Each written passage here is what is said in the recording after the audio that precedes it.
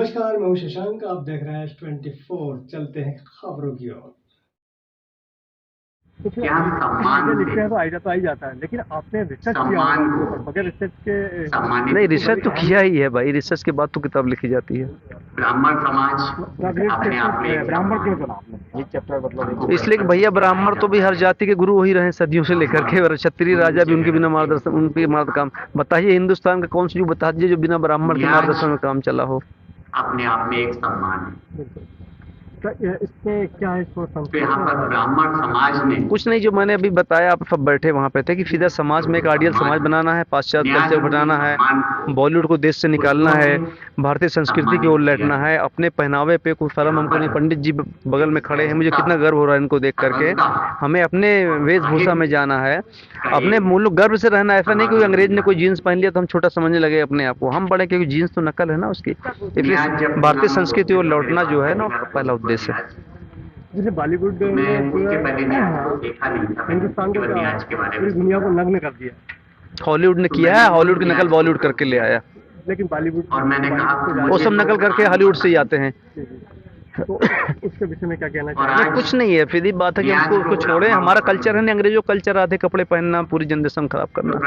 किसी धर्म में हिंदू मुसलमान सिख ईसाई कोई अलाउ नहीं करता ऐसे नकल करने में। अंग्रेजों की नकल कर रहे हैं, वो नकल करके लाते हैं। पहले तो खुद वो करते हैं, बाद में भारतीयों पे थोपते हैं लाकर नई जनरेशन के ऊपर। इनको प्रभावित नहीं किया, मुझे नहीं प्रभावित कर पाए वो। न तो मैंने अपना हेयर स्टाइल चाहिए, न फटी जीन्स पहना हूँ, न मैं आधे कपड़े पहनता हूँ। मैं तो अपने जो सिंपल सा क्लॉथ वही कर रहा हूँ। पूरे काल्पनिक, पूरी की स्टोरी काल्पनिक है। क्योंकि बचपन से हम जिस उससे हम लिख सकते थे, एक टोटल डायगनली ऑपोजिट समाज में, उस पर आपने रिसर्च की और उसकी स्क्रिप्टिंग की। ये इतना कठिन काम है, ये नियति ने आपसे कराया है। इसके पीछे मैं आजकल देखता हूँ हर चीज का, मैं किसी को याद करता हूँ सामने मिलने आ जाता है। बहुत सारी चीजें नियति में फिक्स होती हैं। ये किताब भी ईश्वर ने आपसे लिखवाई है, इसके पीछे जरूर ईश्वर का कोई ध्येय है। आप इसके एक माध्यम हो। हम कहाँ जा रहे हैं? जलवायु परिवर्तन हो रहा है, एक हमें पुराने अपने सिद्धांतों पे जाना है, अपनी सिद्धांत गणित पे जाना है, अपने शास्त्रों पे जाना है। उसमें किस वर्ण का क्या रोल है, वो शायद आप उसके एक माध्यम बने हैं। ईश्वर ने आपसे एक काम कराया है।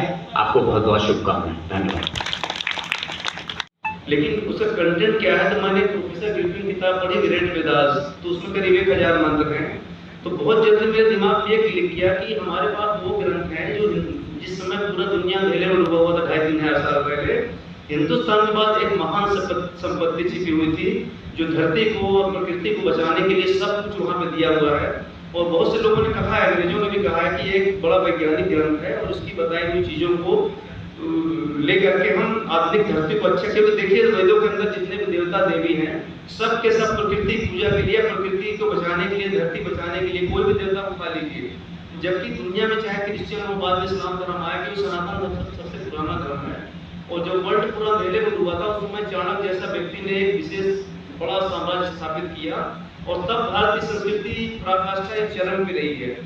ये दुर्भाग्य का विषय है कि जैसे ही हम आजाद हुए तो हमको तरह के बेसिकली हम आजाद हो गए हैं और जो चीज हम लोग का 23 साल हो रहे हैं, मुझे लगता है इसलिए कृपया निवेदन है। दूसरी चीज मैं चीज क्लियर कर दूं कि टाइटल ब्राह्मण द ग्रेट ये पहले क्लियर करना जरूरी है कि लोग ये समझ रहे हैं कि ब्राह्मण द ग्रेट मतलब जिसने ब्राह्मण कुल में जन्म ले लिया ग्रेट पैदा हो गया, चाहे वो अपराध करे, क्रिमिनल हो या कोई पर महान कदापि नहीं है, उसके अंदर जाना पड़ेगा। देखिए ब्राह्मण क्या सैक्रिफाइस का नाम है।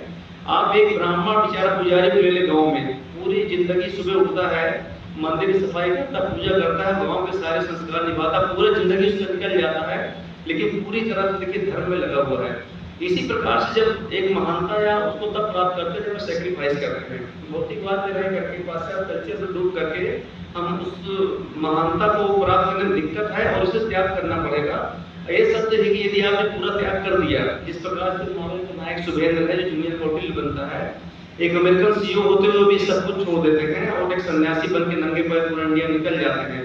इनकी जिंदगी पढ़ करके यदि कोई वाकई फॉलो कर ले तो आज ये भगवान बन सकता है। कोई मेरा पूरा चैलेंज है जो इसमें पढ़ेगा, ये कैरेक्टर या ये चरित्र जो है शुभेंद्र का, लोगों के अंदर, ब्राह्मणों नहीं गैर ब्राह्मणों के अंदर भी एक ऊर्जा भरेगा। इसलिए जो टाइटल लेके भरा, एक्चुअली इसका टाइटल बेसिक यदि सनातन द ग्रेट कहा जाए इसको, तो मुझे लगता है ये बेहतर टाइटल। कुछ लोगों ने मुझे फोन पे आया था, सर यदि ऐसा करना चाहिए था। तो जब मैं ब्राह्मण द ग्रेट कहता हूँ तो एक्चुअली उसके अंदर छिपा हुआ है सनातन द ग्रेट, क्योंकि सनातन, देखिए ब्राह्मण क्या है, सनातन धर्म का रिप्रेजेंटेटिव है, प्रोटेक्टर है, सारे वेद उन्होंने लिखे, वेद उन्होंने व्यास ने कंपाइल किया।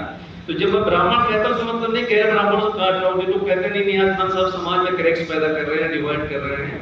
मेरा उद्देश्य कदापि नहीं है, बल्कि ब्राह्मण जो हमारे देशों को शुरू से लेकर आशीर्वाद देते आए हैं, राजाओं को पूरा एडवाइस दिया करते थे और अपना जो संस्कार निभाते थे। आज देखिए मरने के बाद यदि कोई ब्राह्मण हमारे यहाँ पे ना आए तो ऐसा लगेगा कि कोई चीज अधूरी रह गई। मतलब हम साइकोलॉजिकल रूप में इतना ब्राह्मण पे डिपेंड है कि मरने के बाद भी हमको लगता है कि हमें सही जगह तब मिलेगी स्वर्ग में जब ब्राह्मण आएगा।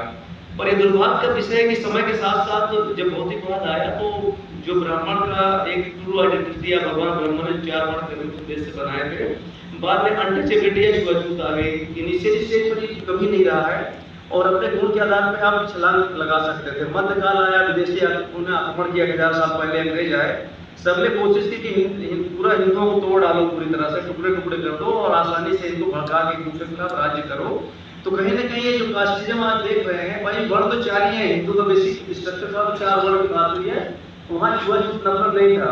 यही कारण है कि मेरे पुस्तक के यदि कोई खोलना चाहे कि नहीं मैं ब्राह्मण वेद निकाल के जब देख लो कि दलित अपमान कहाँ पे है, तो किसी को नहीं मिलेगा किताब, कोई पाएगा नहीं कि मैंने किसी भी धर्म को हट किया। और यहाँ बहुत जाति के लोग बैठे, हम सब एक, जब सनातन की बात होती है तो उसके अंदर सब हिंदू आते हैं।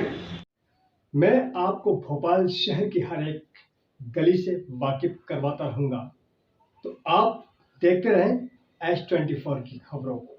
धन्यवाद, नमस्कार, आज के लिए इतना ही। हम मिलेंगे कल फिर एक नई खबर के साथ।